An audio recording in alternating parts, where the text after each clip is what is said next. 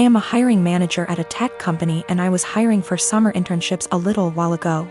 We had a guy, about 19 years old, applying for a summer internship between his freshman and sophomore years of college. It was a virtual interview over Zoom because of COVID.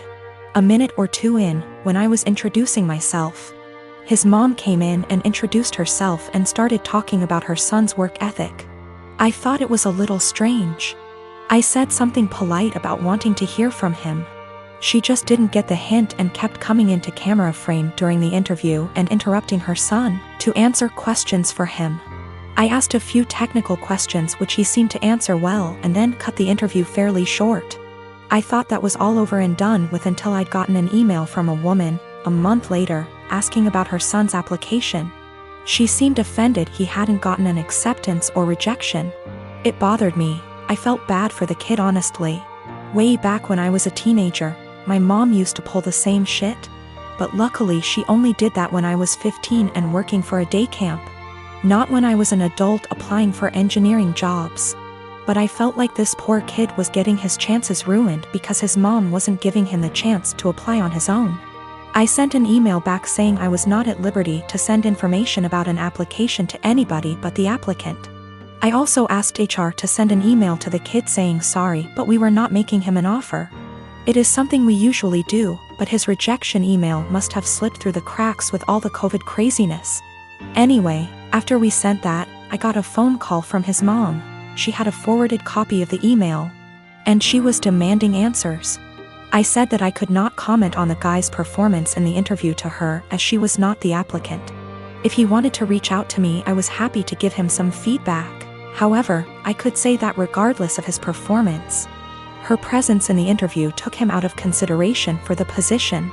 We were looking for an independent and self-driven person for the position, and for that reason, it is important to see an applicant speak for themselves, follow up themselves, etc. I also said that, as a piece of advice, every hiring manager I've met in my career who sees someone other than the applicant answering questions during an interview, following up on the applicant's behalf, etc., would also put their resume in the "do not hire" pile. Since, while the applicant may be skilled and motivated, they need the ability to demonstrate those traits themselves. She blew up at me over that, kinda cussing me out to the point where I hung up. My sister and her husband were sent to prison at the start of this year, and sadly won't be released for a few years. That left me to look after their 15-year-old daughter Amy. I was perfectly happy to do this, but as most of their wealth was seized for being ill-gotten, it's meant that I've been having to care for her out of my own pocket. Once again, this doesn't bother me, but it's meant massive life changes for the kid. Firstly, they sent her to a private school. I can't afford anywhere near those fees, so I had to transfer her to a local school. She was upset at this at first, but she quickly made friends and is excelling academically, so this isn't a huge problem. She's been off school for the last few months anyway due to the situation. A bigger problem is clothing. Like my sister Amy loves fashion and designer stuff. She's still got a lot of stuff that her parents got her, but she's always on the lookout for new clothes. Unfortunately, I can't afford anywhere near the sort of stuff she likes. And I also have 2 children of my own whose clothing I have to pay for. I have told my sister this, but she insists I should make allowances because her daughter is going through a tough time. Amy also really doesn't get along with my daughter Hannah, who is 11. She bullies her, calls her stupid and ugly, tells her none of her friends really like her, etc. She has made her cry on many occasions and often continues to taunt Hannah while she cries. Yesterday I caught Amy trying to buy a dress costing over $1,000 with my card. I was fuming and had a long conversation with her. She cried and sobbed that she just wanted one nice thing. My sister called from the prison, and Amy cried over the phone that she hates here and I treat her unfairly. I spoke to my sister afterwards and she begged me to go easy on her daughter because she's still adjusting. I put food on this kid's plate. I buy her whatever clothes I can afford, even if they aren't to her taste. I take her to visit her parents as much as possible. They're held in different facilities. And I do all of that on top of working and looking after my own children. I told my sister that I was willing to look after her daughter for as long as she needs. But if anything like the card incident happens again, or if she continues to pick on my daughter, There will be serious consequences for her. My sister wanted to argue, but they get limited time on the prison phone. I think what I'm doing is right. I get that the kid is going through a tough time, and I'm doing everything I can to be there for her. But I can't just tolerate bad behavior or bullying, and I can't afford to pay for her expensive clothing. The fact that she's struggling to deal with what happened to her parents doesn't change that. I am a 27 years old female, used to be an escort from 18 until I was 23. I'm not proud of it, but I did what I had to do to keep studying and a roof over my head. That's how I met my now fiancé, though he was never my client. We began to date when I was 25, and 3 or 4 months after that his brother-in-law exposed me. No idea how he found out, because there's no way my fiancé knew, and thus we had to come clean in front of his whole family. Yes, I did that. Yes, he knows. Yes, he doesn't care. It was 2 years ago. At that time, we got over it. After that there was a span of 3 to 4 months in where my mother-in-law and some of my fiancé's aunts and cousin police their husband when I was around. It was really weird tbh, because this dudes were like 40 to 60 years old and I wasn't that desperate. So my fiancé shut their bullshit hard, and even when his family still gives me the side eye from time to time, we thought it was behind us. He proposed last year, and 5 months ago we found out that I was pregnant. We were really happy about it, and we told his family as soon as we knew. His sisters and young brother were happy for us. But his mom took me aside and begged me to be honest with her and asked if this was really my fiancé's child. I was taken aback, but I just rolled my eyes and said yes. She gave me some shitty speech about how she only wanted to make sure, and that she was happy to be a grandmother.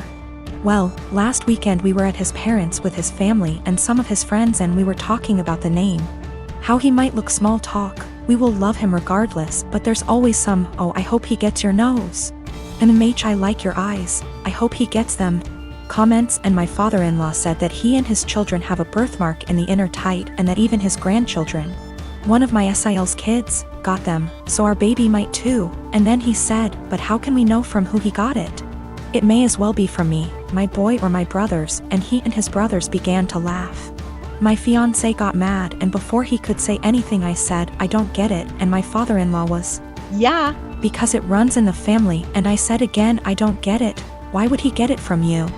And he began to get nervous and said, because you know, it's just a joke OP. And I said, but I don't get it, and you all laughed. Explain. It got to the point that some of his friends said, hey, it's not funny, so he excused himself and left. Later my fiancé's brother-in-law came to me and said that I was wrong for embarrassing him like that in his own house, and that I knew what the joke was about and of my past. I shouldn't be surprised. Now they're all demanding that I apologize to my FIL. My twin sister, May, and I are identical. At the end of our first year of college, I was in a car accident, and I ended up with a facial scar and major trauma. I started seeing a therapist because of the nightmares and the fact that I was panicking anytime I got into a car. That led to me realizing there were some deeper issues, which we worked on. As part of that work, I got a physical. Started working with a dietitian to fix my diet and the smorgasbord of vitamin deficiencies it caused. I started working out, strength training 3 days and sprints or hit on 3 with our older sis. By the end of our first year of college, we had each gained about 30 pounds. By the end of the next year, I had lost half of it, but I was smaller at 134 pounds than my previous 120 because of the muscle mass. And that's been my size for the past half-decade. I found a new beautician, and she gave me long layers to make my natural curls be curls instead of waves of frizz. I always wanted, but that my old one said would look bad, and refused. I stopped bleaching it and let it go its natural dark blonde / light brown. I stopped spray tanning. Again, that's been my look for the past 5 years. I live in a rural area, and the internet isn't great. Things like FaceTime just aren't options, and I can't post a lot of pics on social media / see of it. This is relevant because a big issue is that May didn't see me over the quarantine. We talked on the phone a couple times a week, but it mostly revolved around her wedding planning. She got engaged before the Rona put us on lockdown. I wasn't her mo, so mostly I was being told decisions, not involved in the process. When it came to the bridesmaids' dresses, May sent our sister, SIL, and me a link and told us to get it in our size. Same with hair and makeup, but we had to arrange for a beautician because May's wouldn't do more than 4. And she wanted her friends at the appointment with her. Except she didn't do a bachelorette party with us, she did with her friends, or rehearsal dinner. So May didn't see any of us until the start of the wedding. She was livid. Apparently, she thought we would have stopped working out because of the Rona, even though we did it at home. Or that we would have stopped when she announced her engagement, so we didn't upstage her. She was mad because I didn't try to hide my scar and didn't tan, thought it would be implied. She made several snide remarks before throwing a drunk temper tantrum at the reception, basically accusing the 3 of us. But me ESP of trying to upstage her. I don't have that excuse B//C I was a DD so sober, but I, quite famously, have a low tolerance for angry or crying drunks. I told her, if you're so insecure, you should have got off your ass instead of expecting us to lay on ours to make yours look better. It only got worse. Our family is on my side B//C I didn't start it or do anything. But his family and her friends are giving me shit.